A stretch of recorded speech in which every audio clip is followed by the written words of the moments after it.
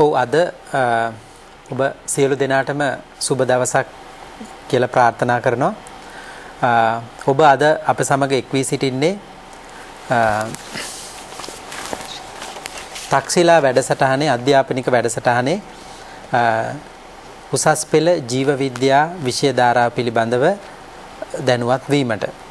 දැන් අද වැඩසටහනට අද ඔබ සමග එකතු වෙලා සිටිනවා ශ්‍රී ජයවර්ධනපුර විශ්වවිද්‍යාලයේ උද්භිත විද්‍යා අධ්‍යයනාංශයේ ආචාර්ය නිලන්ති දසනායක මහත්මිය, මම සත්ව විද්‍යා අධ්‍යයනාංශයේ මහාචාර්ය පද්මලාල් මානගේ. දැන් ඔබට මතක ඇති අපි ගිය වතාවේදී සාකච්ඡා කරා සෛලීය ශ්වසනය. ඊට පස්සෙ අපි ශ්වසනයෙන් පස්සේ සාකච්ඡා කරා වර්ගීකරණය, ජෛව විවිධත්වය. ඒතර ජෛව විවිධත්වය කියන්නේ කුමක්ද? ඇයි ජෛව විවිධත්වයක් ඇති වෙලා තියෙන්නේ? ඊට පස්සේ මේ ජෛව විවිධත්වයේදී අපි හඳුනාගත්ත ජීවීන් ජාතික සහ අන්තර්ජාතික වශයෙන් පිළිගන්න ආකාරයට කොයි විදියටද ඒ සතුන් හඳුනා ගැනීමට වර්ග කිරීමට අපිට හැකියාව ලැබිලා තියෙන්නේ. ඒ වගේම සුදුසු නාමකරණයක් අපි කොයි ආකාරයට ඉදිරිපත් කරන්නේ? ඒ නාමකරණයට ඇතුළත් විය යුතු නිර්ණායක කුමක්ද? දැනට ලෝකයේ විද්‍යාඥයන් විසින් ඉදිරිපත් කරනු ලබන නාමකරණ ප්‍රධාන නාමකරණ ආකාර මොනවද කියන එක අපි සාකච්ඡා කරා. එහිදී මම හිතන්නේ ඔබට මතක ඇති අපි ද්විපද නාමකරණය ගැන මේ සඳහන් කළා. ඝන නාමයක් සහ විශේෂ නාමයක් සහිතව සතෙක් නම් කිරීම. ඊට පස්සේ අපි එතනින් ත්‍රිපද නාමකරණය පිළිබඳ සාකච්ඡා කරා. එතනදී ඝන නාමයක් විශේෂ නාමයක් තව ඒ සතාගේ විස්තරාත්මක තවදුරටත් විස්තර කිරීම සඳහා උපවිශේෂයක් අතුලත් වෙන අවස්ථාවේදී ත්‍රිපද නාමකරණ ඉදිරිපත් කරන ආකාරය කිව්වා. එතකොට දැන් උදාහරණයක් විදියට අපි ඔබට ඉදිරිපත් කරා Homo sapiens sapiens කියලා කියන්නේ නූතන මානවයා. අපි මීට පෙර අධ්‍යයනය කරලා තිබ්බේ Homo sapiens කියලා. එතකොට Homo ගණනාමය, sapiens විශේෂ නාමය. එතකොට උපවිශේෂයක් ඇතුළත් වෙන අවස්ථාවලදී Homo sapiens sapiens විදියට අපි නම් කිරීම කරනු ලැබුවා. ඒත් එක්කම ශාකයක් සැලකුවොත් Oryza sativa japonica කියන එක. ඒ කියන්නේ වී ශාකය, එහෙම නැත්නම් වී වල ජපානයේ ප්‍රභේදයක් විදියට ජැපනිකා, ඉන්දියාවේ ප්‍රභේදයක් විදියට ඉන්ඩිකා කියන එක අපි උපවිශේෂයක් ලෙස හැඳින්වුවා.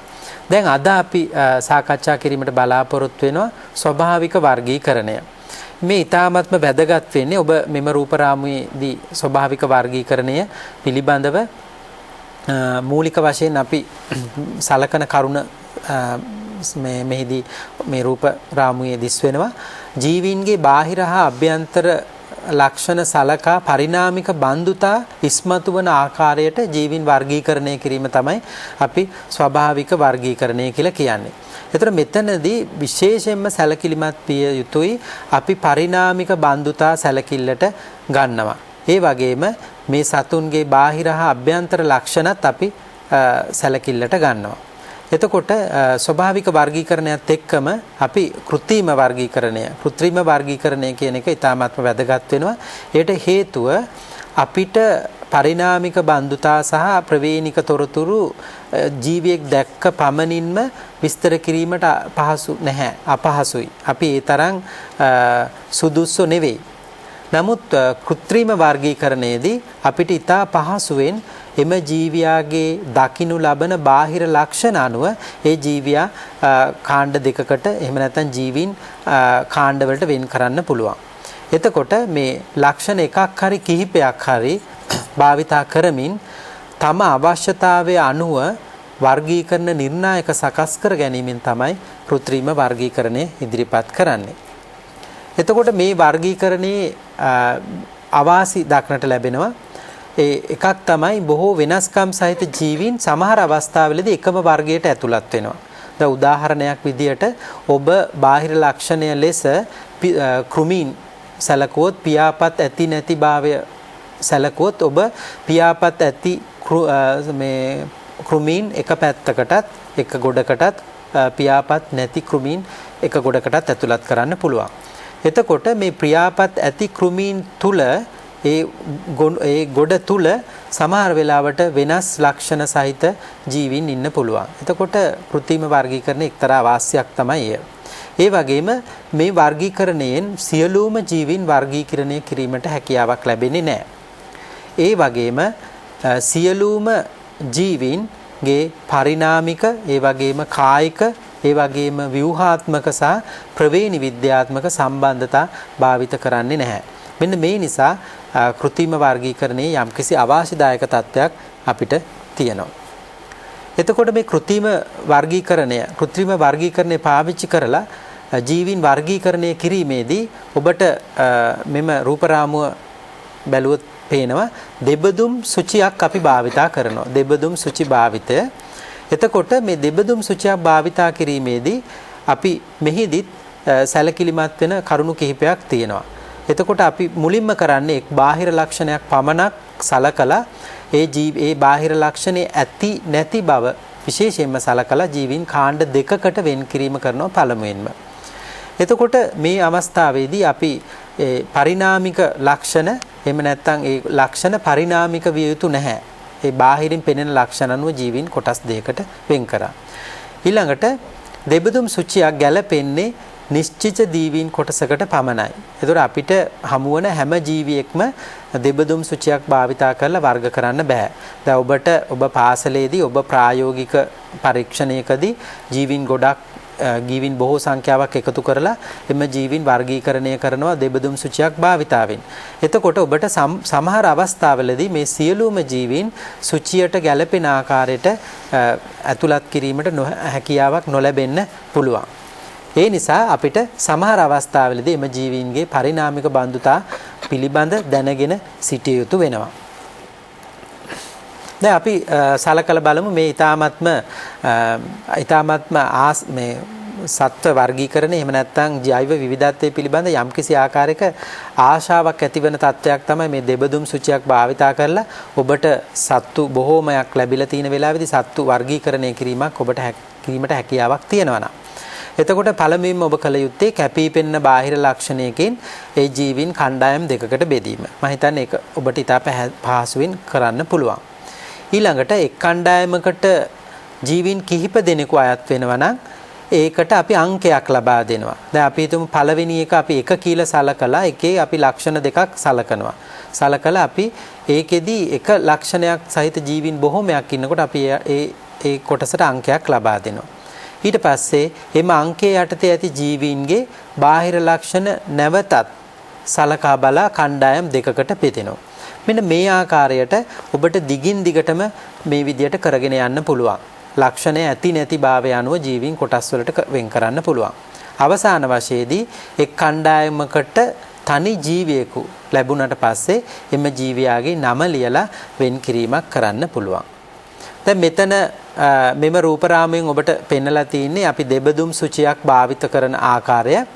දැන් සමනලයා, මීමැස්සා, කුහුඹුවා සහ කුරුමිනියා කියන සතුන් 4 දෙනා සැලකුවොත් මෙම සතුන් 4 දෙනාම ආත්‍රපෝඩා වංශික සතුන්. ආත්‍රපෝඩා වංශයේ සතුන්. එතකොට ඔබට බාහිර ලක්ෂණ සැලකුවොත් මේ සත්තුන්ගේ පෙනෙන ඔබට පහසුවෙන්ම මේ සත්තු කොටස් දෙකකට බෙදන්න පුළුවන්. මොකක්ද මේ කොටස් දෙක? පියාපත් සහිත සතුන් සහ පියාපත් රහිත සතුන්. එතකොට මේ සතුන් 4 දෙනාගෙන් පියාපත් රහිත සතුන් එක්කෙනයි ඉන්නේ ඒ කුහුඹුවා. එතකොට ඔබට ඉතා පැහැදිලි ලෙස පියාපත් රහිත කියන නිර්ණායකය යටතේ කුහුඹුවා වෙන් වෙනවා. නමුත් පියාපත් සහිත සතුන් 30 දෙනෙක් ඉන්නවා. ඔබට පේනවා සමනලයෙක් ඉන්නවා, මීමැස්සෙක් ඉන්නවා, කුරුමිනියෙක් ඉන්නවා. එතකොට අපි දන්නවා මේ සත්තු 3 දෙනාටම පියාපත් තියෙන බව. එම නිසා අපි පියාපත් සහිත කියන නිර්ණායකයට අංකයක් ලබා දෙනවා. දැන් මම ලබා දීලා තියෙන අංකය 2. ඊළඟට ඔබට මේ 2 කියන අංකයේ යටතේ නැවතත් ලක්ෂණ දෙකක් සලකන්න පුළුවන්. එතකොට අපි සලකලා තියෙනවා විනිවිද පෙනෙන පියාපත් සහ විනිවිද නොපෙනෙන පියාපත්. විනිවිද පෙනෙන පියාපත් සහිත විනිවිද පෙනෙන පියාපත් රහිත. දැන් මේ ලක්ෂණය සැලකුවොත් ඔබට ඊ타ත්ම පැහැදිලි ලෙස කුරුමිනියාගේ පියාපත් ඔබ දන්නවා ඊ타ත්ම ඝනයි. එතකොට විනිවිද පෙනෙන පියාපත් රහිත ජීවියෙක් විදියට කෘමියෙක් විදියට සලකන්න පුළුවන්. දැන් ඔබට පියාපත් සහිත කෘමීන් අතරින් 3 දෙනා අතරින් විනිවිද පෙනෙන පියාපත් රහිත කෘමියෙක් ලෙස කුරුමිනියා වෙන් කරගන්න පුළුවන් වුණා. දැන් පියාපත් විනිවිද පෙනෙන පියාපත් සහිත කෘමීන් 2 දෙනෙක් ඉන්නවා. දැන් අපි සලකා බලමු ඒ 3 කියන අංකය යටතේ අපි මොන නිර්ණායකයක්ද පාවිච්චි කරන්නේ මේ සමනලයයි මීමැස්සයි වෙන් කරගන්න. එතකොට අපිට බාහිරින් උපාංග මත රෝම ඇති සහ රෝම නැති භාවය අනුව අපිට මේ සත්තුන් 2 දෙනා වෙන් කරගන්න පුළුවන්. දැන් උපාංග මත සමනලයාගේ රෝම දක්නට ලැබෙන්නේ නැහැ. එම නිසා අපි සමනලයා රෝම නැති උපාංග මත රෝම නැති ජීවියෙක් ලෙසත් ඒ වගේම උපාංග මත රෝම ඇති ජීවියෙක් ලෙස අපි මීමැස්සත් හඳුනන්න පුළුවන්. දැන් ඔබට දැන් තේරෙනවා අපි දෙබිදුම් සුචියක් භාවිතා කරලා අපිට ජීවීන්ගේ බාහිර ලක්ෂණ යොදාගෙන අපිට පුළුවන් මේ ජීවීන් වෙන් කරගෙන යන්න. ඉතින් දැන් මෙතනදී අපි ඔබට දීලා තියෙන්නේ කෘමීන් 4 දෙනෙක් පමණයි. නමුත් ඔබට පුළුවන් මේ ප්‍රායෝගිකව අත්දැක බලන්න ඔබට කෘමීන් විශාල සංඛ්‍යාවක් ඒ වගේම කෘමීන් ඒ වගේම අනෙකුත් ජීවීන් ඇනලීඩා වංශිකයන් වෙන්න පුළුවන්, කෝඩේටා වංශිකයන් වෙන්න පුළුවන්, ඒ වගේම වෙනත් ආකාරයේ ජීවීන් වෙන්න පුළුවන්, මොලුස්කාවන් වෙන්න පුළුවන්. ඒකට එකතු කරලා ඔබට පුළුවන් මේ ආකාරයට බාහිර ලක්ෂණ පදනම් කරගෙන මේ සත්තු වර්ගීකරණය එහෙම නැත්නම් බෙදාගෙන යන්න. ඒතර මේ ඊ타ත්ම විනෝදාත්මකව කරන්න පුළුවන් දෙයක් කියලායි මට හිතෙන්නේ. දැන් අපි ඊළඟට යොමු වන්නේ මේ වර්ගීකරණය සහ නාමකරණය පිළිබඳව අපි කතා කරනකොට මේ සඳහා ඉතා විශාල සංඛ්‍යාවක් විද්‍යාඥයෝ දායක වෙලා තියෙනවා. එතකොට මේ විද්‍යාඥයන්ගේ දායකත්වය අපි කොයි ආකාරයකටද වර්ගීකරණයට සිදුුනේ කියන එක අපි දැන් බලමු මේ වර්ගීකරණ පද්ධති පිළිබඳ අධ්‍යයනය කිරීමෙන්. වර්ගීකරණ පද්ධති සැලකුවාම අපි අද ජීවීන් වර්ගීකරණය කිරීම සඳහා භාවිතා කරන පද්ධති තියෙනවා. ඒත් එක්කම ඈත අතීතයේදී මුලින්ම භාවිතා කරපු වර්ගීකරණ පද්ධති තියෙනවා. අපි දැන් සලකා බලමු කොහොමද මේ වර්ගීකරණ පද්ධති ක්‍රමයෙන් දියුණු වෙලා අද අපි භාවිතා කරන වර්ගීකරණ පද්ධතිය දක්වා ආපු ගමන් මඟ. මෙහිදී පළමුවෙන්ම වර්ගීකරණ පද්ධතියක් අපිට පිළිගත හැකි ආකාරයේ විද්‍යාත්මක වර්ගීකරණ පද්ධතියක් ඉදිරිපත් කරපු පළවෙනි පුද්ගලයා තමයි ග්‍රීක දාර්ශනික ඇරිස්ටෝටල්. ඔබට මෙම රූපරාමයෙන් දිස්වනවා. ඔහු වර්ගීකරණ පද්ධතියක් ඉදිරිපත් කරා. ඔහු තමයි පළමු වන තැනැත්තා විද්‍යාත්මක ක්‍රමයකට වර්ගීකරණයක් ඉදිරිපත් කරපු. එහිදී ඔහු ඊටාම පහත් ජීවීන්ගෙන් පටන් අරගෙන මිනිසාගෙන් කෙලවර වෙන ජීවීන් කාණ්ඩ ශ්‍රේණියකට මේ ජීවීන් ඇතුළත් කරා. එම වර්ගීකරණ ක්‍රමයේදී ඔහු භාවිතා කරපු ලක්ෂණ තමයි සතුන්ගේ සංචරණ ක්‍රම, ඔවුන් ගමන් කරන විලාසය, ඒත් එක්ක මේ ජීවීන්ගේ ප්‍රජනන ක්‍රම සහ එම ජීවීන්ට රතු රුධිරයක් තිබෙනවාද නැද්ද කියන මෙන්න මේ ලක්ෂණ තුන උපයෝගී කරගෙන තමයි මොහු ජීවීන් වර්ගීකරණය කළේ. එහෙත් 16 වෙනි සියවසේදී මෙම වර්ගීකරණය සම්පූර්ණයෙන්ම ප්‍රතික්ෂේප වුණා. ඉන්පසුව ඔහුගේ ගෝලයෙක් වන තියෝෆැස්ට්‍රස් විසින් නැවතත් වර්ගීකරණයක් ඉදිරිපත් කරා, වර්ගීකරණ පද්ධතිය. එහිදී ඔහු ශාක ඒවායේ විලාසය අනුව වර්ග 3කට බෙදුවා. ශාක ගස් පඳුරු සහ වැල් කියන ඒ ශාකයන්ගේ විලාසය අනුව මෙන්න මේ වර්ග 3ට ඔහු වෙන් කළා. ඒත් එක්කම ජීවිත කාලය අනුව, ඒ කියන්නේ යම්කිසි ශාකයක් තමන්ගේ ජීවන චක්‍රයේ සියලුම ක්‍රියාවන් වර්ෂයක් ඇතුළතදී නිම කරනවා නම් ඒවා වාර්ෂික ශාකත්, වර්ෂ 2ක් ඇතුළතදී ජීවන චක්‍රය නිම කරන ශාක ද්විවාර්ෂික ශාක ලෙසත්, වර්ෂ 2කට වඩා වැඩි සංඛ්‍යාවක් තුළදී ජීවන චක්‍රය සම්පූර්ණ කරන ශාක බහුවාර්ෂික ලෙසත් මොහු ශාක වර්ගීකරණය කළා. ඒ තමයි තියෝෆැස්ට්‍රස් විසින් ඉදිරිපත් කරපු වර්ගීකරණ පද්ධතිය. ඉන්පසු වැදගත් වර්ගීකරණ පද්ධතියක් ඉදිරිපත් කරේ කැර්ලස් ලිනේයස්. ඔබ දැනටමත් දන්නවා අපි දැන් භාවිතා කරන ද්විපද නාමකරණය හඳුන්වලා දුන්නේ මෙන්න මේ විද්‍යාඥයා විසින්. ඔහු ඒ නිසාම අපි වර්ගීකරණයේ පියා ලෙස මෙම ලිනේයස් හඳුන්වනු ලබනවා. මොහු කරේ ටැක්සෝන ධූරාවලියකට අනුව ඔබ දන්නවා දැන් ටැක්සෝනයක් කියන්නේ මොකද්ද ධූරාවලියක් කියන්නේ මොකද්ද කියලා විශේෂයකින් පටන් අරගෙන රාජධානියකින් කෙළවර වන ටැක්සෝන ධූරාවලියකට අනුව ශාක වර්ගීකරණය කළා. මෙහිදී ඔහු ඉතා සරල විදිහට උද්භිද විද්‍යාඥයින්ට පිළිගත හැකි වන පරිදි සරල වර්ගීකරණ පද්ධතියක් ඉදිරිපත් කළා. එහිදී ඔහු එම ශාකවල පුෂ්පයේ ලක්ෂණ ඒ කියන්නේ ඒ පුෂ්පවල මල්වල තියෙන රේණු සංඛ්‍යාව ඩිම්බ කෝෂවල ආකාරය අන්න ඒ ලක්ෂණ උපයෝගී කරගෙන තමයි ඔහු මෙම ශාක වර්ගීකරණය කළේ. ඒත් එක්කම ජීවීන් ශාක හා සතුන් ලෙස වර්ග දෙකකට එහෙම නැත්නම් රාජධානි දෙකකට වෙන් කරේ මෙන්න මේ කැර්ලස් ලිනේයස් කියන විද්‍යාඥයා විසින්. ඉන්පසු තවත් මේ විදිහට වර්ගීකරණ පද්ධතියක් ඉදිරිපත් කළ විද්‍යාඥයෙක් තමයි අර්නස්ට් හෙකල් කියලා කියන්නේ. ඔහු ආලෝක අන්වීක්ෂය ඔබ දන්නවා ආලෝක අන්වීක්ෂය සොයා ගැනීමත් සමග විද්‍යාඥයින්ට හැකි වුණා ශුද්‍ර ජීවීන් පිළිබඳ අධ්‍යයනය කිරන්නට. මෙන්න මේ ශුද්‍ර ජීව ඔවුන් අවබෝධ කරගත්ත මෙම විද්‍යාඥයන්ට පෙනී ගියා මෙම ශුද්‍ර ජීවීන් ශාක වශයෙන්වත් සතුන් වශයෙන්වත් වර්ග කළ නොහැකි බව. ඒ නිසා ඔවුන් නවතම රාජධානියක් යටතට ගත්තා ප්‍රොටිස්ටා කියන රාජධානිය යටතේ මෙම ශුද්‍ර ජීවීන් හඳුන්වා දුන්නා. මේ අනුව මෙහිදී පළමුව තිබුණේ ශාක සහ සතුන් කියන රාජධානි දෙක කැරොලස් ලිනේයස් විසින් හඳුන්වා දුන්නේ. එයට මෙම අර්නස්ට් හෙකල් විසින් නව රාජධානියක් එක්කලා ප්‍රොටිස්ටාවන් කියලා මෙම ශුද්‍ර ජීවීන් ඇතුළත් කිරීම මගින්. ඒ අනුව රාජධානි 3 වර්ගීකරණ පද්ධතිය හඳුන්වා දුන්නේ මෙම අර්නස්ට් හෙකල් විසින්. එම රාජධානි තුල තමයි ප්‍රොටිස්ටා ප්ලාන්ටේ එහෙම නැත්නම් ශාක සානිමාලියා එහෙම නැත්නම් සත්ත්ව.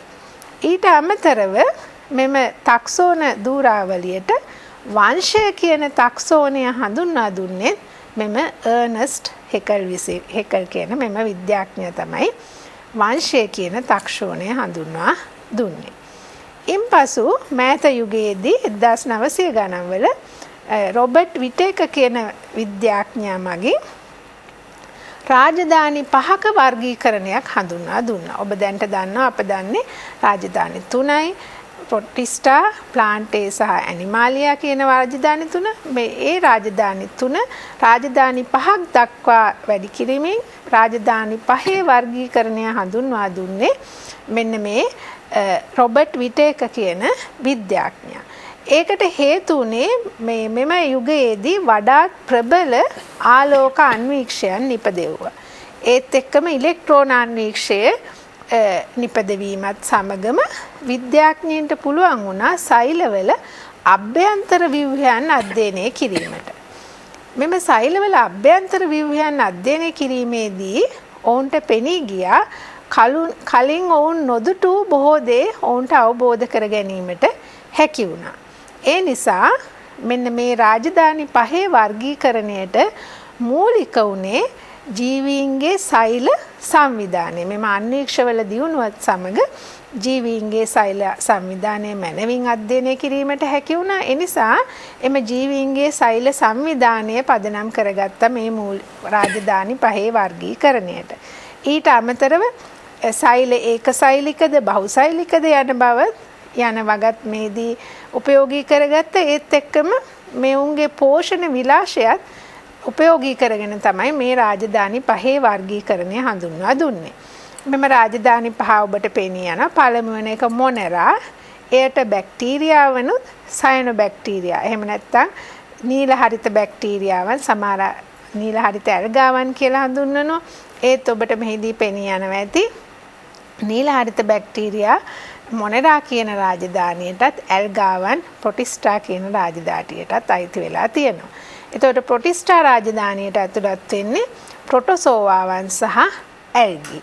ඊළඟට ෆංගයි එහෙම නැත්නම් දිලීර රාජධානියට දිලීර අයත් වෙනවා. ශාක රාජධානියට ප්ලාන්ටේ ශාක රාජධානියට බහුශෛලික ශාක ඇතුළත් වෙනවා. ඒත් එක්කම ඇනිමාලය එහෙම නැත්නම් සත්ත්ව රාජධානියට බහුශෛලික සතුන් ඇතුළත් වෙනවා. ඉන්පසු ඒ බොහොම ඒත් එක්කම ස්වභාවික වර්ගීකරණ පද්ධතියක් ආරම්භ කරපු විද්‍යාඥයා තමයි පරිණාමවාදී පියා ලෙස සැලකෙන චාල්ස් ඩාවින්. ඔබ දන්නවා මොකද්ද ස්වභාවික වර්ගීකරණ පද්ධතියක් කියන්නේ මොකද්ද කෘත්‍රිම වර්ගීකරණ පද්ධතියක් කියන්නේ කියලා. ස්වභාවික වර්ගීකරණ පද්ධතියකදී අපි පරිණාමික බන්දුතා උපයෝගී කරගන්නවා. එවන් බන්දුතාවයන් විදහා දක්වන වර්ගීකරණ පද්ධතියක් තමයි ස්වභාවික වර්ගීකරණ පද්ධතියක් කියලා කියන්නේ. මෙම ස්වභාවික වර්ගීකරණ පද්ධති දියුණු කර ගැනීමට එහෙම ඒක ඇති කර ගැනීමට එහෙම නැත්නම් පරිණාමික බන්දුතා අවබෝධ කර ගැනීමට මෙම අණුක ජීව විද්‍යාවේ දියුණුව ඉමහත් ලෙස බලපෑවා. අණුක ජීව විද්‍යාව දියුණුවත් සමගම ජීවීන්ගේ DNA ඒත් එක්කම ජීවීන්ගේ RNA ඒ ජීවීන් සතු ප්‍රෝටීන ඒ වගේ දේවල් වල මගිනුත් ජීවීන් අතර පරිණාමික බන්දුතා සොයා ගැනීමට එහෙම නැත්නම් අධ්‍යයනය කිරීමට හැකියාව ලැබුණා. ඒත් එක්කම වර්ගීකරණ පද්ධති ක්‍රමක්‍රමයෙන් දියුණු වන්නට පටන් ගත්තා.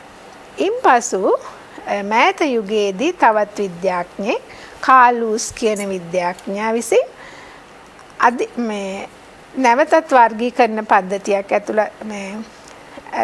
දියුණු කරලා එහිදී ඔහු විසින් අධිරාජධානී 3ක් ඇතුළත් වර්ගීකරණ පද්ධතියක් ඉදිරිපත් කළා.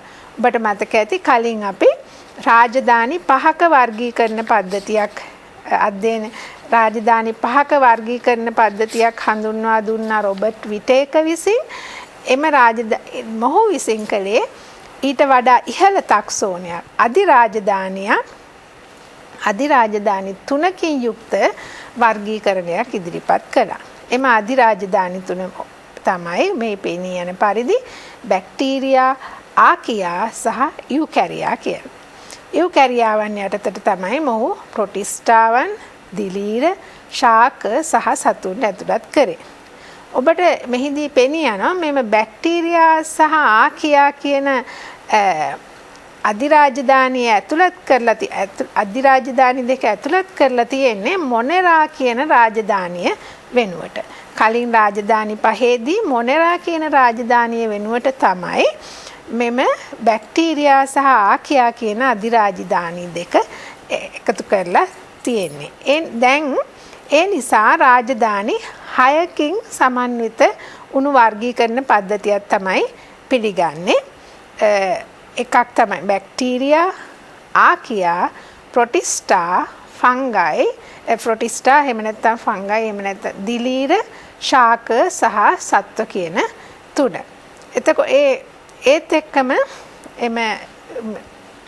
ඒ විදිහට රාජධානි 6ක සහිත වර්ගීකරණ පද්ධතියක් තමයි අපි අද භාවිතා කරන්නේ. ඉන්පසු නැවතත් අපි තාක්ෂණ ධූරාවලිය දෙසට යොමු වුණොත් ඔබට ඒ ගැන අවබෝධයක් මෙතෙන් සිට ලබාගත හැකියි.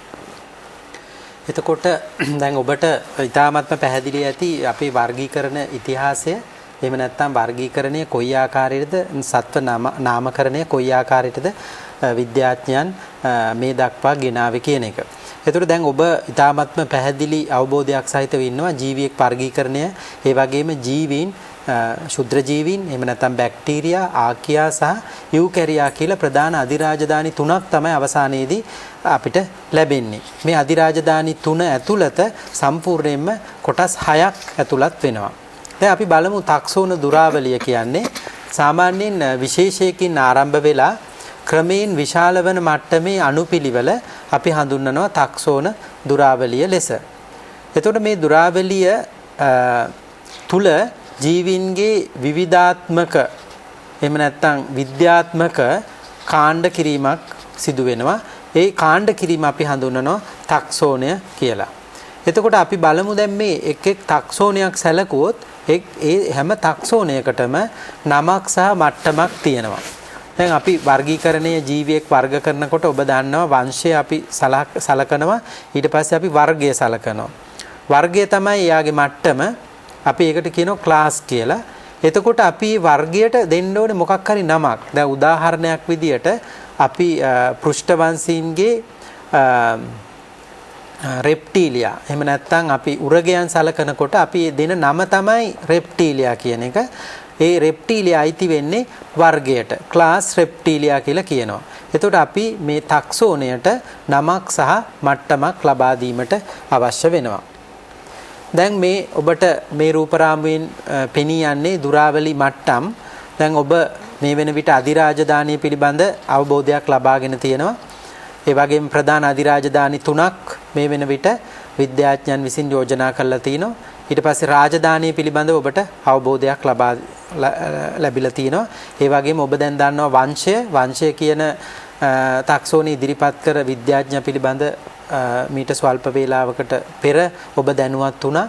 මේ ආකාරයට අධිරාජධානිය, රාජධානිය, වංශය, වර්ගය, ගෝත්‍රය, කුලය, ගණය සහ විශේෂය.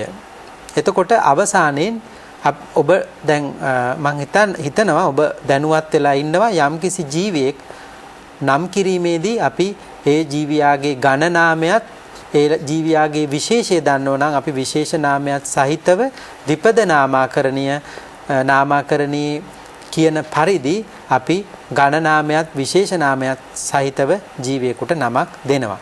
එතකොට මේකේ ගණයත් විශේෂයත් යන දෙකම මේ දුරාවලි මට්ටම් වල ටැක්සෝන දෙකක්. එතකොට දැන් ඔබට දුරාවලි මට්ටම් පිළිබඳ අවබෝධයක් තියෙනවා. දැන් ජීව විවිධත්වය ගැන සැලකුවොත් ජීවීන්ගේ විවිධත්වයේ වැඩිවීමත් සමගම එක් මට්ටම් උපමට්ටම් වලට බෙදිලා තියෙන අවස්ථාත් ඔබට හඳුනා ගන්න, එහෙම නැත්නම් ඔබට පොතපත කියවීමේදී දැක ගන්න පුළුවන්. උදාහරණයක් විදියට අපි හිතමු වර්ගය යම්කිසි ගෝත්‍රයක ජීවීන් සැලකුවොත් එම ගෝත්‍රයේ තියෙන ජීවීන් ඉතා විශාල සංඛ්‍යාවක් ගෝත්‍රය තුට ඇතුළත් වෙන අවස්ථාවේදී අපිට පුළුවන් යම්කිසි ලක්ෂණ ප්‍රමාණයක් දරන කොටසක් ඉන්නවා නම් ඒ කට්ටියට අපිට පුළුවන් උපමට්ටමකට ඒ සත්ව කොටස දාන්න. එතකොට අපිට තවත් මේ ජීවි වර්ගීකරණය පහසු වෙනවා. එතකොට අපි කියනවා ඒකට සබ් ඕඩර්, එහෙම නැත්නම් උපගෝත්‍රය කියලා. එතකොට දැන් අපි දුරාවලි මට්ටම් පිළිබඳ අවබෝධයක් තියෙනවා අපිට. එතකොට මේ දුරාවලි මට්ටමක පල්ලෙහාට යනකොට, ඒ කියන්නේ ඉහළ මට්ටමේ ඉඳලා පහළ මට්ටම දක්වා යනකොට ඔබට මේ රූපරාමුවේ පෙනෙන ආකාරයට පරිණාමික බන්ධුතා ඉතාමත්ම පැහැදිලිව වැඩි වෙනවා. ඔබට ඉතා පැහැදිලිව පරිණාමයේදී එම ජීවීන් පෙන්눔 කරන සම්බන්ධතාවයන් හඳුනා ගන්න පුළුවන්. ඒ වගේම මෙම ජීවීන් අතර එකිනෙක අතර තියෙන පොදු ලක්ෂණ ඉතාමත්ම ශීඝ්‍රව, එහෙම නැත්නම් වැඩි පොදු ලක්ෂණ ප්‍රමාණයක් ඔබට හඳුනා ගන්න පුළුවන්. ඒත් සමගම එක් ටැක්සෝනයට අයත් ජීවීන් සංඛ්‍යාව අඩුවීමක් සිදු වෙනවා. එම නිසා ඔබට ඉතාමත්ම වැඩි ජීවීන් සංඛ්‍යාවක් දැක ගන්න පුළුවන් ඉහළ ටැක්සෝනවල. පහළට යෑමත් එක්කම ඒ ටැක්සෝනයට අයත් ජීවීන්ගේ සංඛ්‍යාව අඩුවීමක් සිදු වෙනවා. එතකොට අපි දැන් බලමු ස්වභාවික පරිසරයේ අපිට දැකගත හැකි ටැක්සෝනය කුමක්ද කියලා. එහෙනම් අපි ජීවියෙක් තමයි අවසාන වශයෙන් හඳුනාගන්නේ. එම නිසා අපි කියනවා ස්වභාවික පරිසරයේ දැකිය හැකි ටැක්සෝනය වන්නේ විශේෂයක් කියලා. එතන මෙන්න මේ ආකාරයට ඔබට ටැක්සෝන දුරාවලිය පිළිබඳ අවබෝධයක් ලබා ගන්න පුළුවන්. දැන් අපි යොමු වෙමු නූතන වර්ගීකරණයේ නිර්ණායක දෙසට. දැන් ඔබට මම කෘත්‍රිම වර්ගීකරණය පිළිබඳ සඳහන් කළා. ජීවීන් රූපීයව දක්නට ලක්ෂණ අනුව අපි සාදාගත් නිර්ණායක අනුව ජීවීන් වර්ගීකරණය කිරීමක් කරා. ස්වාභාවික වර්ගීකරණය ඊට වඩා යම්කිසි ආකාරයක වෙනස් තත්ත්වයක් ගත්තා. ඒට හේතුව අපි එහිදී සැලකිලිමත් උනේ ජීවීන් අතර පෙන්වනු ලබන පරිණාමික සම්බන්ධතා. නමුත් අද අපි ජීවත් වෙන්නේ ඉතාමත්ම දියුණු ලෝකයක. අද අන්වීක්ෂය ඊ타ත්ම ඉහළ මට්ටමින් නිෂ්පාදනය වෙලා ඊ타ත්ම වෛරස් සහ ඊට එහා DNA පවා හඳුනා ගන්න පුළුවන් අන්වීක්ෂ නිෂ්පාදනය වෙලා තියෙනවා. ඒ වගේම ඔබ දන්නවා අපේ ජාන තාක්ෂණය, ජාන ඉංජිනේරු, ජාන අණුක ජාන විද්‍යාව ඊ타ත්ම දියුණු වෙච්ච යුගයක තමයි අද අපි ජීවි වර්ගීකරණය පිළිබඳ සාකච්ඡා කරන්නේ. එම නිසා අපිට නූතන වර්ගීකරණයක් හඳුන්වා දීලා තිනවා. මෙම නූතන වර්ගීකරණයේ නිර්ණායක ලෙස අපි පාවිච්චි කරනවා පරිණාමයේ වැදගත් වෙනස්කම් සම්බන්ධතා අපි අනිවාර්යයෙන්ම පාවිච්චි කළ යුතුයි. ඊට අමතරව DNA වල භස්ම අණුපිළිවෙල ඊ타ත්ම වැදගත් වෙනවා. ඔබ දන්නවා DNA අණුවේ තියෙන භස්ම අණුපිළිවෙල මගින් තමයි යම්කිසි ලක්ෂණයක් එහෙම නැත්නම් යම්කිසි ජීවියෙක් තීරණය වෙනු ලබන්නේ. ඊළඟට RNA වල භස්ම අණුපිළිවෙල, රයිබෝසෝම RNA වල භස්ම අණුපිළිවෙල, මයිටොකොන්ඩ්‍රියා වල තියෙන DNA වල තත්වය, ඒ වගේම ප්‍රෝටීන සහ ඇමයිනෝ අම්ලවල අම්ල අණුපිළිවෙල මේ ඊ타ත්ම වැදගත් වෙනවා.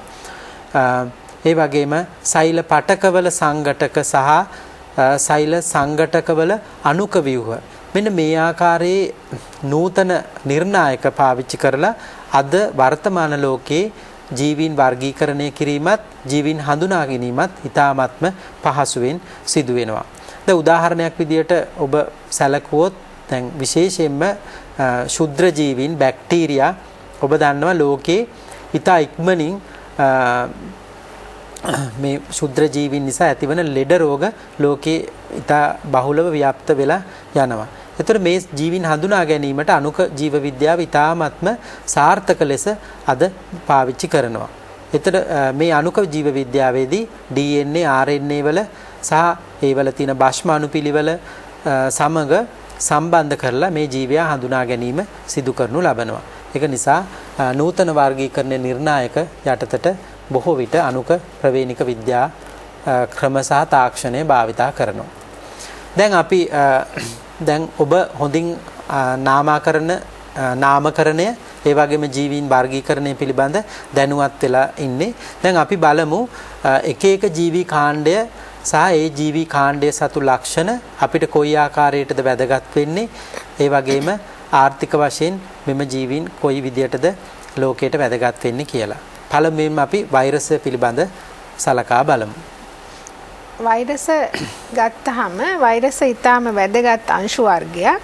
ඒ මොකද මෙම වෛරස වලට පුළුවනි ජීවී ලක්ෂණ පෙන්වන්නත් ඒත් එක්කම අජීවී ලක්ෂණ පෙන්වන්න. ජීවී අජීවී කියන ලක්ෂණ දෙවර්ගයේම පෙන්වන අංශු වර්ගයක් විදිහට අපිට මෙම වෛරස හඳුන්වා දෙන්න පුළුවන්. අනිත් වැදගත් ලක්ෂණය තමයි මෙම වෛරස වලට සෛලීය සංවිධානයක් නැහැ. සංවිධානය වූ සෛල දරන්නේ නැහැ. ඒත් එක්කම ස්වාධීන පරිවෘත්තියක් නැහැ. Tamanටම කියලා Tamanට අවශ්‍ය පරිවෘත්තීය ක්‍රියාවලින් Taman තුල සිදු කර ගැනීමේ හැකියාවක් මොවුනට නැහැ. මොවුන් සජීවී සාමාන්‍ය පරිසරයේ නිදහසේ ජීවත් වන විට මොවුන් අජීවී ලක්ෂණ පෙන්눔 කරනවා. ඔවුන් සජීවී වන්නේ සජීවී සෛලයක් තුළට ආසාදනය වූහොතින් පමණයි. සජීවී සෛලයක් තුළට ආසාදනය වූහොතින් ඔවුන් සජීවී ලක්ෂණ පෙන්눔 කරනවා. මෙම වෛරස ස්පටිකීකරණය කර හැකි. එම ස්පටික ලෙස මෙම වෛරස් අංශු අපිට ගබඩා කර තබාගත හැකි. යම්කිසි භාජනයේ බෝතලේ එහෙම නැත්නම් කිසියම් භාජනයක අසුරා මෙම ස්පටිකීකරණය කළ වෛරස් අංශු ගබඩා කර තැබිය හැකි.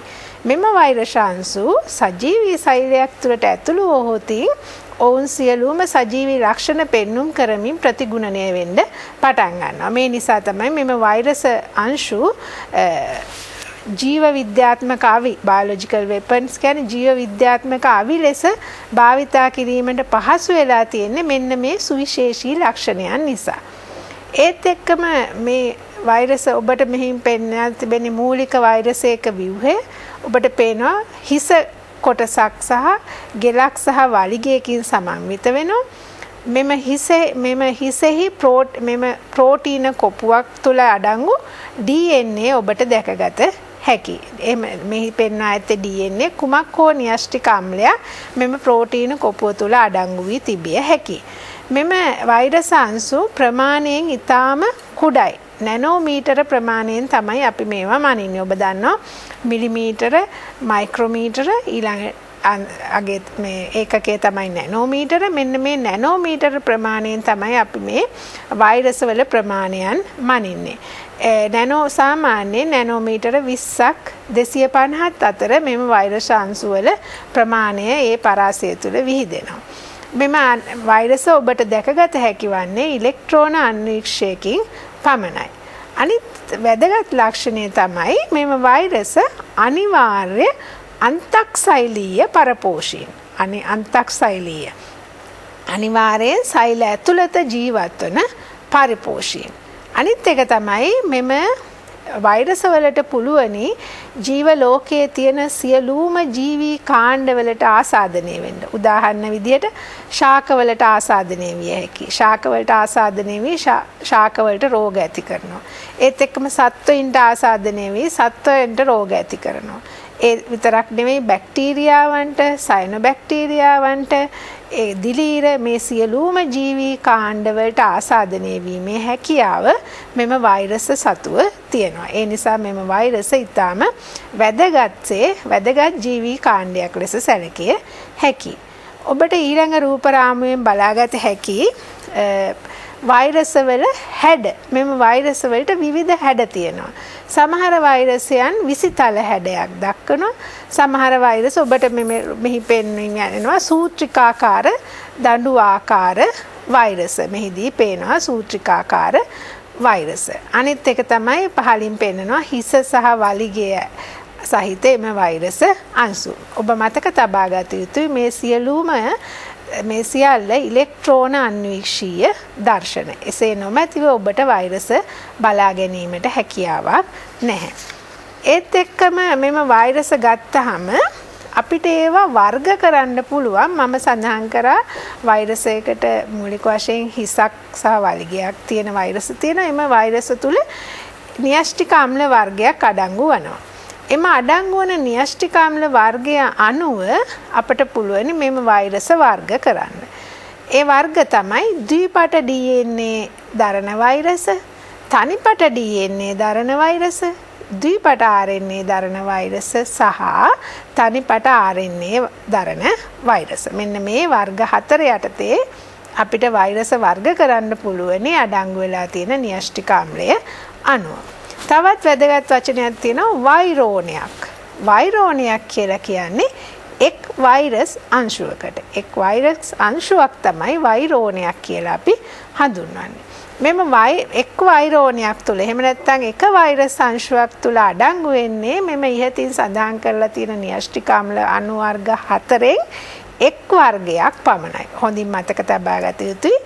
එක් වෛරස් අංශුවක් තුල පීටන්නේ මෙම න්‍යෂ්ටික අම්ල වර්ග 4න් එක් වර්ගයක් පමණයි. ඒත් එක්කම වෛරස ගත්තාම ඔබ දන්නවා ප්‍රෝටීන් වලින් සැදුණු කොපුවක් සහ ඇතුළත න්‍යෂ්ටික අම්ල වලින් සැදුණු එම කොටසට අපි කියනවා හරය කියලා. හරයකින් හරයක් සහිත වෙනවා. මෙම ප්‍රෝටීන කොපුවටත් න්‍යෂ්ටික අම්ල වලින් සැදුම්ලත් හරයටත් අමතරව සමහර සත්ත්ව වෛරස වල ප්‍රෝටීන් ආවරණයට පිටින් පටලමේ කවරයක් දක්නට ලැබෙනවා. ඒත් එක්කම සමහර වෛරස වල මෙම අඩංගු න්‍යෂ්ටික අම්ල වලට අමතරව එන්සයිමත් අඩංගු වෙලා තියෙනවා. හොඳම උදාහරණය තමයි රෙට්‍රෝ වෛරස වල අඩංගු වෙලා තියෙන රිවර්ස් ට්‍රාන්ස්ක්‍රිප්ටේස් කියන එන්සයිමය. මෙම රෙට්‍රෝ වෛරස ගත්තම ඒවා තනිපට RNA වෛරස. ඔබ දන්නවා දැන් මොකද්ද තනිපට RNA වෛරස කියන්නේ?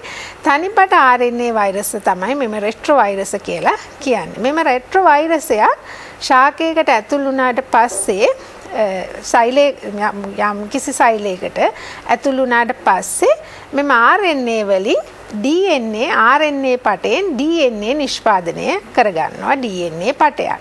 මෙන්න මේ ක්‍රියාවලිය සඳහා තමයි මෙම රිවර්ස් ට්‍රාන්ස්ක්‍රිප්ටේස් කියන එන්සයිමය යොදාගන්නේ. එසේ RNA වලින් DNA පටයක් සංශ්ලේෂණය කරගෙන එම DNA පටයට අනුපූරක වූ අනෙක් DNA පටයක් සංශ්ලේෂණය කරගෙන ද්විත්වදාම DNA අණුවක් සෑදීමෙන් පසුව තමයි ධාරක සෛලයේ වර්ණ දේහ වලට මෙම වෛරසයේ අඩංගු න්‍යෂ්ටික ආම්ලය සම්බන්ධ වෙන්නේ. මේ සඳහා හොඳම උදාහරණය තමයි AIDS රෝගය ඇති කරන HIV වෛරසය.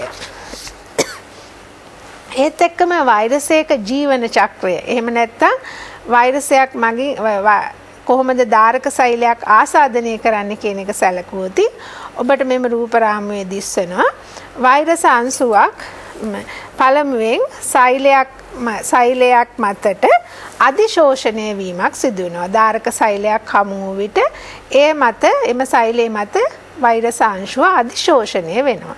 අධිශෝෂණය වී සෛලය තුළට මුදා හරින්නේ එහි අඩංගු වී තිබෙන න්‍යෂ්ටික අම්ල අණුව පමණයි. එම න්‍යෂ්ටික අම්ල අණුව සෛලය තුළට මුදා හැරීම එහෙම නැත්නම් විනිවිදීමක් සිදු වෙනවා. ඉන්පසු මෙසේ ඇතුල් කර න්‍යෂ්ටික අම්ල අණුව ධාරක සෛලයේ න්‍යෂ්ටියේ සියලුම ක්‍රියාවන් තමයි යටතට අරගෙන මෙම වෛරස් වලට පුළුවනි තමන්ගේ න්‍යෂ්ටික අම්ල ධාරක සෛලය තුලදී සංශ්ලේෂණය කර ගැනීමට. ඒ ලෙස න්‍යෂ්ටික අම්ලත් ඒත් එක්කම වෛරස් අංශුව සම්පූර්ණ කිරීමට අවශ්‍ය ප්‍රෝටීන කොපුත් ධාරක සෛලයේ සියලු ක්‍රියාවන් පාලනය කරමින් තමන් වෛරස මගින් නිපදවා ගන්නවා. ඉන්පසු මෙසේ නිපද වුණු ප්‍රෝටීන කොපු තුල නිපද වුණු න්‍යෂ්ටික අම්ල අසුරා සම්පූර්ණ වෛරස් අංශු නිෂ්පාදනය කරගන්නවා. මෙසේ සම්පූර්ණ වූ වෛරස් අංශු ධාරක සෛලයේ පිපිරීමකින් එහෙම නැත්නම් ජාරණය වීමක් මගින් පරිසරයට මුදා හැරෙනවා. එනිසා මෙවන් ජීවන චක්‍රයක් ජාරණ ජීවන චක්‍රයක් ලෙස හඳුන්වනවා. එහෙත් සමහර වෛරස් ඉන්නවා මෙම ජාරණ ජීවන චක්‍රය අනුගමනය කරනවා වෙනුවට ධාරක සෛලයක් තුළට ගිය විට ඔවුන් කරන්නේ ඔවුන්ගේ වෛරසයේ අඩංගු න්‍යෂ්ටික අම්ලය ධාරක සෛලය තුළට මුදා හැරලා එම ධාරක සෛලයේ අඩංගු වර්ණ දේහවලට මෙම වෛරස DNA කොටස සම්බන්ධ කරනවා. එහෙම නැත්නම් අනුකලනය කරනවා. ඉන්පසු එය සෛලයේ බෙදීමත් සමග බෙදිලා දුහිතෘ සෛල වලටත් ලැබිලා සුදුසු කාලයේ පැමිණුණාට පස්සේ නැවතත් මෙම වෛරස DNA කොටස වෙන් වෙලා ගිහිල්ලා නැවතත් ජාරණ චක්‍රයකට ජීවන චක්‍රයට ඇතුළු වීමේ හැකියාව එම වෛරස න්‍යෂ්ටික අම්ල වලට තිබෙනවා. ඒ සමහරක් වෛරස මගින් තමයි මෙවන් ක්‍රියාවලියක් අනුගමනය කරන්නේ. ඒත් එක්කම මේ වෛරස ගත්තහම ඊටාම වැදගත් වෙනවා. මොකද බොහොමයක් රෝග ඇති කරන්න හේතු වෙනවා මෙම වෛරස.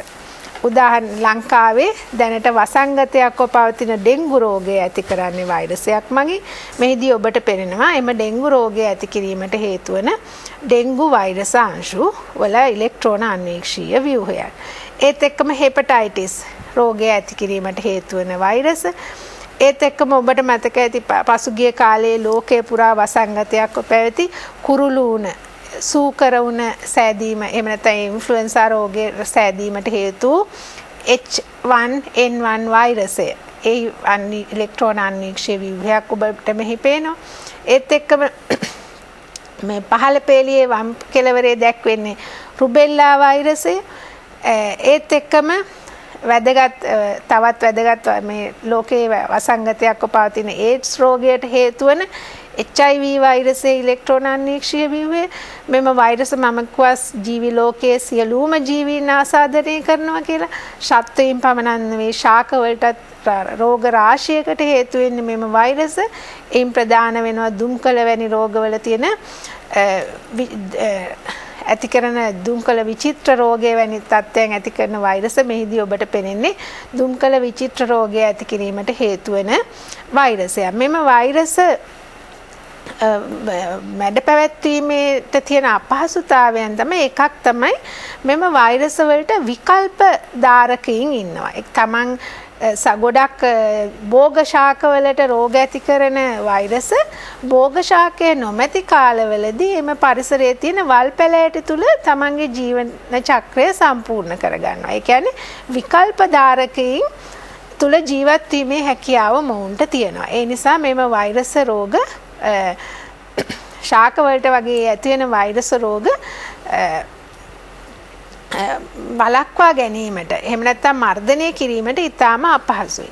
ඒත් එක්කම සත්වයින්ගේ ඇති මේ ගොඩක් වෛරස් වලට වාහකයන් ඉන්නවා. ඔබ දන්නවා ඩෙන්ගු වෛරසයේ වාහකය වන්නේ මදුරුවෙකු. ඒ නිසා එවන් අවස්ථාවලදීත් එම රෝග පාලනය කිරීමට මැඩ පැවැත්වීමට ඉතාම අපහසු වෙනවා. ඒ නිසා මේම වෛරස කියන කාණ්ඩය අපට ඉතාම වැදගත් වෙන කාණ්ඩයක් ලෙස සැලකිය හැකියි. ඔව් දැන් අපි වෛරස් පිළිබඳව සාකච්ඡා කරා. දැන් ඔබට ඉතාමත්ම හොඳ අවබෝධයක් ලැබෙන්නේ නැති වෛරස් වල තියෙන ප්‍රවේණික තත්ත්වය කුමක්ද? මොන ආකාරයටද වෛරස් වර්ගීකරණය කරන්නේ? ඊළඟට වෛරස් මගින් ඇතිවන ලෙඩ රෝග වලට හේතු සාධක වෛරස් පිළිබඳව ඔබ අධ්‍යයනය කරා. දැන් ඊළඟට අපි යොමු වෙනවා ඊළඟ අධිරාජධානීය බැක්ටීරියා. දැන් ඔබ දන්නවා බැක්ටීරියා අධිරාජධානීය ප්‍රධාන වශයෙන් කණ්ඩායම් දෙකකට බෙදෙනවා. බැක්ටීරියා සහ සයනෝ බැක්ටීරියා. එතකොට අපි බැක්ටීරියා සැලකුවොත් ඔබ දන්නවා දැන් ජීවීන් එහෙම නැත්නම් ඒකසෛලිකයන් අපි ප්‍රධාන වශයෙන් ප්‍රාග්න්‍යාෂ්ටික ජීවීන් සහ සූන්‍යාෂ්ටික ජීවීන් ලෙස වර්ග දෙකකට බෙදුවා. එතකොට බැක්ටීරියා අපි හඳුන්වනු ලබන්නේ ප්‍රාග්න්‍යාෂ්ටික ජීවීන් ලෙස. ඒට හේතුව බැක්ටීරියා තුල සත්‍ය න්‍යාෂ්ටියක් දක්නට නොලැබීම. ඒ වගේම බැක්ටීරියා රසායනික ස්වයංපෝෂී හෝ විෂමපෝෂීන් ලෙස හඳුන්වනවා. රසායනික ස්වයංපෝෂීන් කියලා කියන්නේ මේගොල්ලන්ට හැකියාව තියෙනවා පරිසරයේ තියෙන අකාබනික ද්‍රව්‍යයක් සහ සූර්යාලෝකයේ ඇති විට මේගොල්ලන්ට ස්වයංපෝෂීන් ලෙස මේ කාබනික උපස්තරයක් භාවිතා කරන්නේ නැතුව අකාබනික උපස්තරයක් භාවිතා කරලා මේගොල්ලන් ස්වයංපෝෂීන් ලෙස හැසිරෙන්න. ඒත් එක්කම බොහෝමයක්ම බැක්ටීරියා විෂමපෝෂීන් වෙනවා. මේගොල්ලන් කාබනික මේ සූර්යා ශක්තිය උපයෝගී නොකර කාබනික ද්‍රව්‍ය වියෝජනය කරමින් විෂමපෝෂී ලෙස ජීවත් වෙනවා. ඒත් එක්කම බැක්ටීරියා ව්‍යුහය සැලකුවොත් කශිකා දරන හා කශිකා නොදරන ලෙස බැක්ටීරියා වර්ග දෙකකට බෙදන්න පුළුවන්. ඒ වගේම ඒකසෛලික සහ ඝනාවාසී ලෙස ඒ වගේම සෛල බිත්තිය සැලකුවොත් සෛල බිත්තියේ මියුරින් තමයි දක්නට ලැබෙන්නේ. ඒගොල්ලන්ගේ ශ්වසනය සැලකුවොත් ස්වායු, නිර්වායු සහ වෛකල්පිත බැක්ටීරියා දක්නට ලැබෙනවා.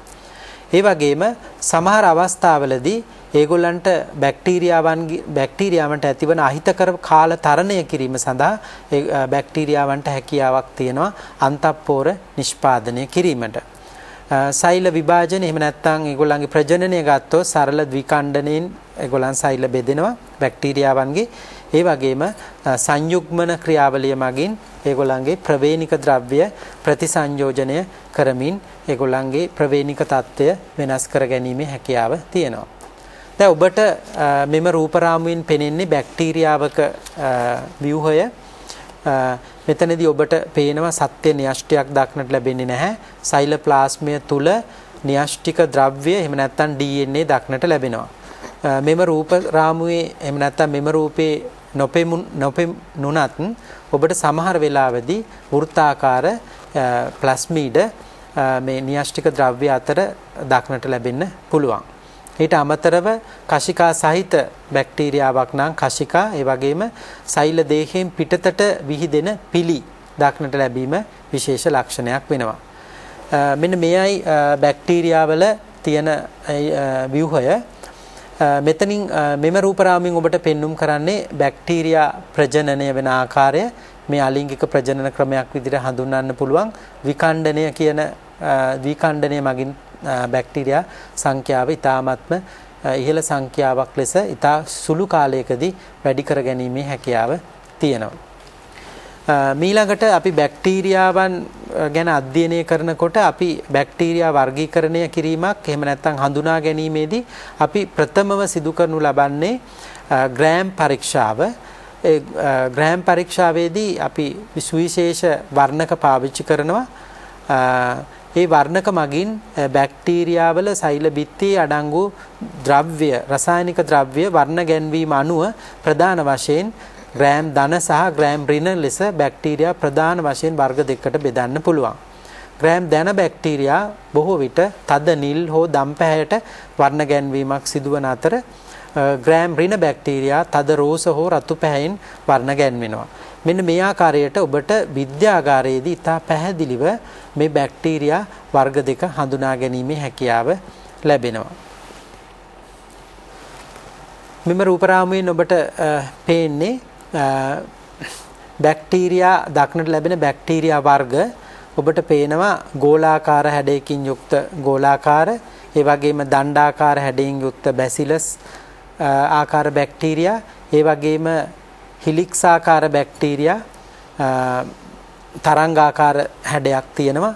අපි ඒගොල්ලන්ට හඳුන්වනවා ස්පිරියුල්ලම කියලා. ඒ වගේම කෝමාකාර බැක්ටීරියා. ඒතර කෝමයක හැඩය ගන්නා බැක්ටීරියා. මේ තමයි ප්‍රධාන වශයෙන් බැක්ටීරියා වර්ග වල රූපීය తত্ত্বය. එතකොට එක එක බැක්ටීරියාව ගත්තොත් ඒ කියන්නේ එක එක හැඩය සහිත බැක්ටීරියාව ගත්තොත් ඒ බැක්ටීරියාවන් සම්බන්ධ වෙලා තියෙන කොලනි එහෙම නැත්නම් ආකාර අනුව අපි නම් කරනවා විශේෂ ආකාර 6ක් විදියට. ඒකේ පළමු අවස්ථාව ගෝලාකාර අවස්ථාව කොකුස් කියලා කියනවා. දෙවෙනි අවස්ථාව දෙකක් තියෙන අවස්ථාව ඩිප්ලොකොකස් කියලා කොකායි කියලා කියන්න පුළුවන්. ඊළඟට මිදි පොකුරක ආකාරය තියෙනවා. ඒවට ඒ අවස්ථාව අපි කියනවා ස්ටැප්ලොකොකායි කියලා. ඊළඟට චේන් එකක් විදියට දක්නට ලැබෙනවා නම් අපි ඒක හඳුන්වනවා ස්ට්‍රෙප්ටොකොකස්. එහෙම නැත්නම් ස්ට්‍රෙප්ටොකොකායි කියනවා. ඊට පස්සේ පැකට් එකක් විදියට තියෙනවා නම් අපි ඒක හඳුන්වනවා සර්සිනා කියලා. දැන් ඔබට මේ අවස්ථාවේදී මේ දක්නට ලැබෙන්නේ සාසිනා කියන අවස්ථාව. ඊළඟට චතුස්ථ අවස්ථාව තමයි බැක්ටීරියා ගෝලාකාර බැක්ටීරියා 4ක් එකට දක්නට ලැබෙන අවස්ථාව. ඔබට මේ සම්බන්ධව වැඩි දුර ශුද්‍ර ජීව විද්‍යාව පිළිබඳ අධ්‍යයනය කිරීමේදී ඔබට වැඩි දුර අධ්‍යයනය කිරීමේ හැකියාව ලැබෙනවා. දැන් මේ රූපරාමුවෙන් පෙන්වන්නේ දණ්ඩාකාර එහෙම නැත්නම් දණ්ඩාකාර බැසිලස් ආකාරයේ බැක්ටීරියා වල රූපාකාර. මෙම රූපයෙන් ඔබට පේනවා ආලෝක අන්වීක්ෂයෙන් බැක්ටීරියාවක් ග්‍රෑම් වර්ණකය පාවිච්චි කරලා වර්ණ ගැන්වුවට පස්සේ මේ දණ්ඩාකාර බැක්ටීරියා පේන ආකාරය. මේ තමයි සාමාන්‍යයෙන් ඔබට විද්‍යාගාරයේදී අන්වීක්ෂය තුලින් නිරීක්ෂණය කළ හැකි ආකාරය. මේ තියෙන්නේ ප්‍රධාන රූපාකාර 3 බැසිලස් කියලා කියනවා. දෙකක් තියෙනවා අපි කියනවා ඩිප්ලෝ බැසිලි කියලා. මේ ආකාරයට චේන් එකක් විදියට තියෙනවා අපි කියනවා ස්ට්‍රෙප්ටෝ බැසිලි කියලා. එන්න මේ ආකාරයට වර්ගීකරණය කරන්න පුළුවන් බැක්ටීරියා දණ්ඩාකාර බැක්ටීරියා. ඊට පස්සේ අපි බැක්ටීරියා වල වැදගත්කම සැලකුවොත් බැක්ටීරියා වලට කාබනික ද්‍රව්‍ය වියෝජනය කිරීමත්, ඒ වගේම ශුද්‍රජීවී කර්මාන්තවලදී භාවිත වීමත්, ඒ වගේම කොම්පෝස්ට් නිෂ්පාදනයේදීත්, ජල පිරිපහදුවේදීත්, ඒ වගේම මිනිසාට හා සතුන්ට රෝග ඇති කිරීමේදීත්, ජාන ඉංජිනේරු හා ජාන ක්ලෝනකරණයේදී විශේෂයෙන්ම E. coli බැක්ටීරියා පාවිච්චි කරනවා. මේවා තමයි බැක්ටීරියා වල දක්නට ලැබෙන වැදගත්කම. එහෙමනම් අද අපේ වැඩසටහනේ අපි අද ශුද්‍රජීවීන් සම්බන්ධ වෛරස් සහ බැක්ටීරියා පිළිබඳව ඔබට යම්කිසි ආකාරයක කරුණු කිහිපයක් සාකච්ඡා කරා. තක්සිලාව අධ්‍යාපනික වැඩසටහනේ මීළඟ වැඩසටහනෙන් හමු වෙනතුරු ඔබට සුබ දවසක් ප්‍රාර්ථනා කරමින් අපි ඔබගෙන් සමුගන්නවා. බොහොම ස්තුතියි.